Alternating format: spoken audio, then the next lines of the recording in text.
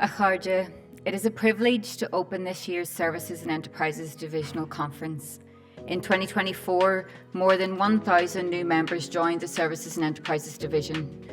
It is a tribute to the commitment and energy of our activists, our members, our elected reps and our staff.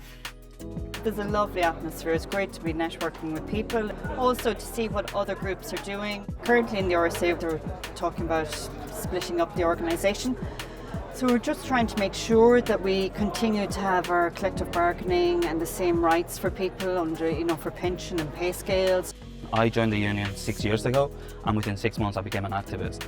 It's really important to get involved. That's how you can have your say to make our working conditions and our work environment better for everyone. It's really inspiring for everybody to see that there is success if you get organised the right way. So the main issues for cabin crew, some of the motions that we brought to the conference this year is in relation to protecting the terms and conditions of the people that get to 65 years of age and they want to stay in the employment, and putting in place appropriate breastfeeding and fertility policies, as well as also implementing new policies in the workplace in relation to peer support. Cabin crew often work through what we call the window of circadian low, or in the aviation business we commonly refer to it as our WOCL. So we're calling on conference and the incoming DC to develop a draft policy which promotes the use of controlled rest in aviation. In a recent survey we did of our members, over 85% of them are suffering symptoms associated with what's known as upper limb disorder. And the reason for that is the equipment that we use isn't compliant with safety regulations. We're getting a lot of pushback from management that they don't want to deal with the problem. It was described to me that poor equipment like that is an accident in slow motion, and it's something that our company historically hasn't paid close attention to. We know the work we do is fantastic. The work we do is on the ground, the work we do is with communities, the work we do is actually resolving issues within the communities, which we know are huge at the moment. But what we brought to conference and what we really need action on are in terms of motions of looking at the mandatory retirement of people who actually, if they retire, cannot afford to retire. There's been tremendous energy in the hall for the entire conference. It's been really a chance for people to connect with activists across the entire division, but also to learn and get energised by successes that have happened, and also a tremendous presentation from Hazel about organising for power. So we need to make sure that we are going to properly organise if we're going to do this, all of us, and be serious about it. Because once we start to push back, they've got a lot of levers. We've got the biggest one, I think, but we've got a lot of work to do to be able to pull it properly.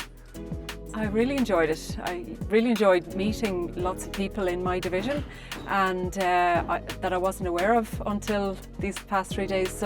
And we shared some ideas. Over the past 2 years, this division has shown what can be achieved when a group of workers has common purpose, even though this division is the most diverse in the union. Last year, IALPA, Aer Lingus pilots, took action and won a historic pay deal that shows just how powerful an organised union with high density can be. And I think that was a very significant moment. It sends a message to workers that if you have a bit of strategic power and you use it the right way, you can affect change. Because we need to remember that we're not going to achieve progress by words and facts and good arguments and analysis alone.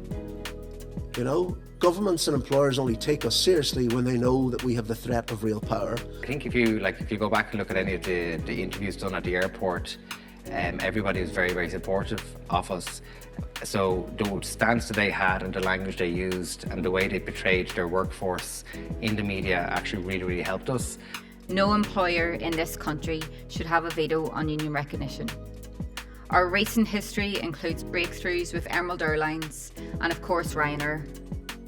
The LDA may think that locking union officials out of buildings and ignoring calls for an industrial relations agreement is the only way to do business.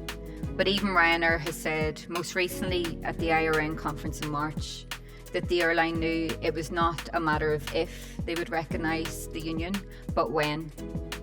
Public service pay bargaining now has an added dimension.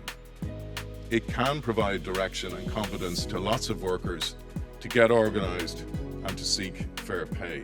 Forsa is at the centre of it. That's why we must organise, why we must build our power, and why we must prevail. Verbua.